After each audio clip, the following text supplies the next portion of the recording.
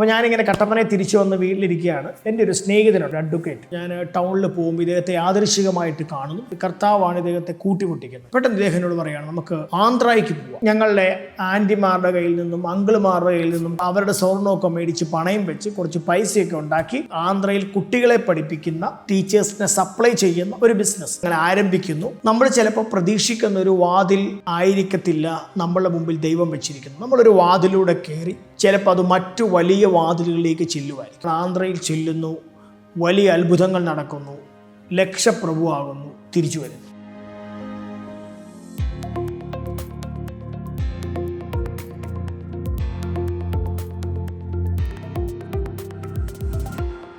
അപ്പോൾ ഞാനിങ്ങനെ കട്ടപ്പനയെ തിരിച്ചു വന്ന് വീട്ടിലിരിക്കുകയാണ്. വീട്ടുകാരെ സംബന്ധിച്ചിടത്തോളം എൻ്റെ പിതാവ് വളരെ സ്വാതന്ത്ര്യം തരുന്ന ഒരാളാണ്. അപ്പോൾ അദ്ദേഹം പറഞ്ഞു, നിനക്ക് അങ്ങനെ ഒരു ഗൈഡൻസ് ലഭിച്ചെങ്കിൽ അങ്ങനെ ചെയ്യുക. പിന്നെ എൻ്റെ ചർച്ചിലെ യൂത്ത് പാസ്റ്ററുണ്ട്, അല്ലെങ്കിൽ ഞങ്ങളുടെ സാബു ബ്രദറുണ്ട്. അദ്ദേഹവും പറഞ്ഞു, ഓക്കെ, നിനക്ക് അങ്ങനെ ഒരു ഗൈഡൻസ് കിട്ടുവാണെങ്കിൽ അത് ചെയ്യുക. അപ്പോൾ അങ്ങനെ വീട്ടിലിരിക്കുന്നു. അപ്പോൾ കർത്താവ് എന്താണ് സംസാരിക്കാൻ പോകുന്നതെന്ന് ഞാൻ ഭയങ്കര എക്സൈറ്റഡാണ്. കാരണം നമ്മൾ ബിസിനസ് ചെയ്തിട്ടില്ല, നമുക്കിതെന്താണെന്നൊന്നും അറിയത്തില്ല. അങ്ങനെ ഒരാഴ്ച കഴിഞ്ഞപ്പോൾ എൻ്റെ ഹൃദയത്തിൽ എൻ്റെ ഒരു സ്നേഹിതനുണ്ട്, അവിടെ ഒരു അഡ്വക്കേറ്റ്. അദ്ദേഹത്തോടൊന്ന് കാണണമെന്ന് സംസാരിക്കണമെന്ന് എനിക്ക് തോന്നുകയാണ്.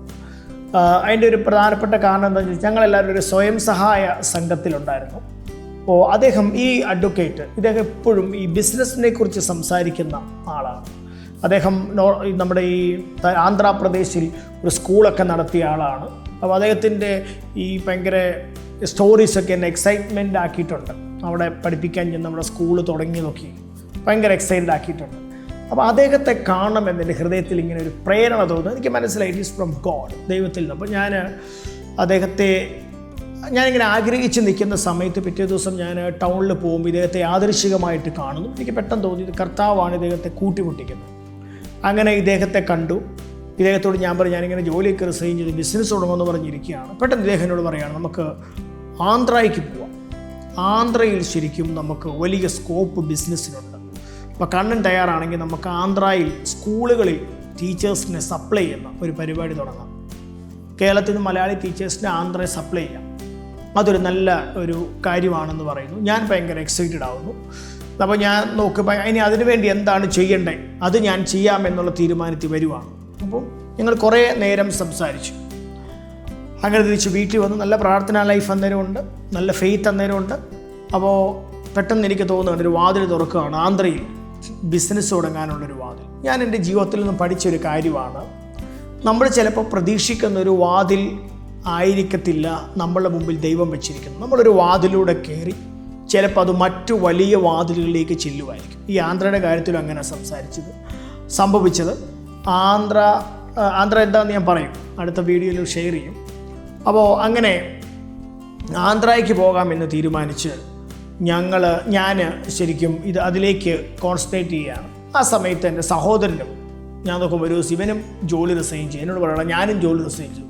ഞാനൊരിക്കലും അവനോട് ജോലി റിസൈൻ ചെയ്യാനോ ഞാൻ ഈ ബിസിനസ് ചെയ്യാമെന്ന് പറഞ്ഞിരിക്കുന്ന കാര്യത്തിൽ പങ്കാളിയാവാനോ ഒന്നും ആവശ്യപ്പെട്ടിട്ടില്ല. പക്ഷേ പുള്ളി പറഞ്ഞു, ഞാനും ജോലി റിസൈൻ ചെയ്യാം. അദ്ദേഹം ജോലി റിസൈൻ ചെയ്തു.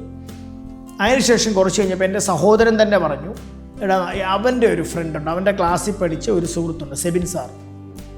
അപ്പോൾ സെബിനെ നമുക്ക് വിളിക്കാം, കാരണം സെബിന് നല്ല ലാംഗ്വേജ് പ്രൊഫഷൻസ് ഒക്കെ ഉണ്ട്.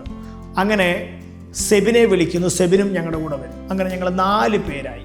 ഞങ്ങൾ 4 പേര് ചേർന്ന് ആന്ധ്രയിൽ പോയി. ആന്ധ്രയിൽ കുട്ടികളെ പഠിപ്പിക്കുന്ന ടീച്ചേഴ്സിനെ സപ്ലൈ ചെയ്യുന്ന ഒരു ബിസിനസ് തുടങ്ങാമെന്നങ്ങനെ ആരംഭിക്കുന്നു. അങ്ങനെ ഞങ്ങളൊരു പേരൊക്കെ കണ്ടുപിടിച്ചു, IILT, international institute of language and training. എൻ്റെ അറിവ് ശരിയാണെങ്കിൽ അത് ഈ IILT എന്നുള്ള പേര് വരാൻ കാരണം, ഞാൻ പോസ്റ്റ് ഗ്രാജുവേഷൻ മധുരയിൽ പഠിക്കുമ്പോൾ ILM ഉണ്ട്, ഇൻസ്റ്റിറ്റ്യൂട്ട് ഓഫ് ലാംഗ്വേജ് മാനേജ്മെൻറ്റ്. അവരാണ് ഈ സ്കൂളുകളിൽ ടീച്ചേഴ്സിനെ സപ്ലൈ ചെയ്യുന്ന വലിയൊരു കോർപ്പറേറ്റ് കമ്പനിയാണ്.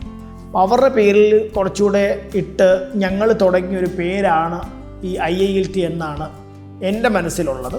അങ്ങനെ ഞങ്ങൾ ഒരു ചെറിയ വെബ്സൈറ്റൊക്കെ ഉണ്ടാക്കിയാണ്. എനിക്ക് തോന്നുന്നത് 2500 രൂപയ്ക്കൊരു വെബ്സൈറ്റും ഒക്കെ ഉണ്ടാക്കി. ആ വെബ്സൈറ്റൊക്കെ കാണണം നിങ്ങൾ. ഉണ്ടാക്കി, ഓഫീസില്ല, ഒന്നുമില്ല, വീട്ടിലിരുന്ന് കാര്യങ്ങളൊക്കെ ഡിസ്കസ് ചെയ്ത് ചെറിയ ബ്രൗഷറൊക്കെ ഉണ്ടാക്കി ഞങ്ങളുടെ ആൻറ്റിമാരുടെ കയ്യിൽ നിന്നും അങ്കിളുമാരുടെ കയ്യിൽ നിന്നും കുറച്ച് പൈസയൊക്കെ അവരുടെ സ്വർണ്ണമൊക്കെ മേടിച്ച് പണയം വെച്ച് കുറച്ച് പൈസയൊക്കെ ഉണ്ടാക്കി ഞങ്ങൾ ആന്ധ്രയ്ക്ക് പോവുകയാണ്. അപ്പോൾ ഞാൻ വിശ്വസിച്ചതാണ്, ആന്ധ്രയിൽ ചെല്ലുന്നു, വലിയ അത്ഭുതങ്ങൾ നടക്കുന്നു, ലക്ഷപ്രഭുവാകുന്നു, തിരിച്ചു വരുന്നു. അപ്പോൾ അങ്ങനെ ആന്ധ്രയ്ക്ക് പോവുകയാണ്.